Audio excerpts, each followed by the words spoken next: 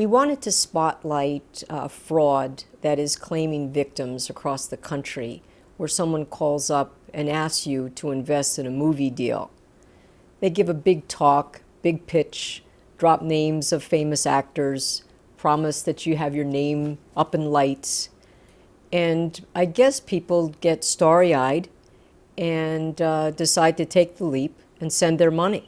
The problem is that many of these films do not get made, or they're low-budget films where they don't even see the big screen.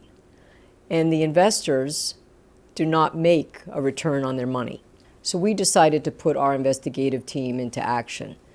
And we contacted some of these so-called producers.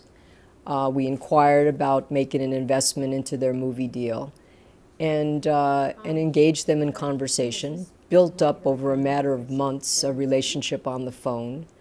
And they gave us the same big pitch, talking about famous actors that were reviewing their scripts, saying that I could have my name up in lights as an executive producer of the film, and kind of lured us in. And we agreed that we would have a meeting out in Los Angeles, California, at a restaurant. And the investigative unit went out there and we set up a stage almost like a movie set. And we had hidden cameras and we were set to roll. Our guests came, these so-called producers. They were giving their pitch and I was making my inquiry into the investments. And they basically were seeking, at one time, $100,000 to invest. And another time, we met with another group and they were seeking $35,000. We were a bit apprehensive. You know, you don't know who these people are on the phone. The same with victims across the country. They're just a voice on the phone. And it's similar to telemarketers. And many people are falling for it. And that was really our motivation in wanting to do the story. We wanted to get the alert out there that people should beware. And as the old adage is, if it sounds too good to be true, it probably is too good to be true. So the chances of my losing money on this would be like a flying saucer landing in Texas? That's great. They're big, slick talkers, and they know the right words to use and the right names to drop. And with my conversation with them, they dropped actor Ray Liotta.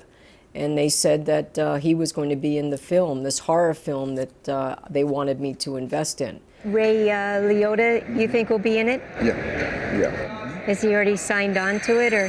He signed on, and we're in negotiations with Megan Fox as well. And when our office did contact Ray Liotta's office, they had never heard of these people. So they know the right words, they know the right things to say, and they're very, very persuasive and very convincing.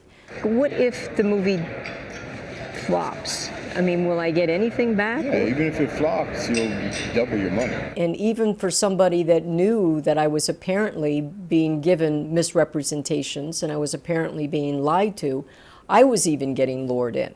So it's a very tough thing to overcome. If you're home in your house and you get a cold call from somebody and they're offering you big money on an investment, it's very alluring.